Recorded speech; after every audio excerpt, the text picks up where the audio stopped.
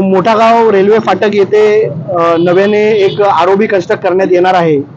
या आरओबीच्या माध्यमातून अनेक जमीन मालक व इमारत धारकांचे घर बाधित होणार होते।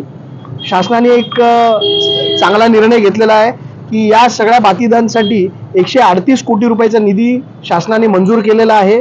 आणि आता या भागामधल्या जे जमीन मालक असतील, जे घरधारक असतील, त्यांना टीडीआर स्वरूपात मोबदला न मिळता कॅश कॉम्पन्सेशन म्हणजे रोख स्वरूपात मोबदला 138 कोटीच्या माध्यमातून मिळणार आहे। तर त्याच्यासाठी मी प्रशासनाचे खूप खूप आभार मानतो।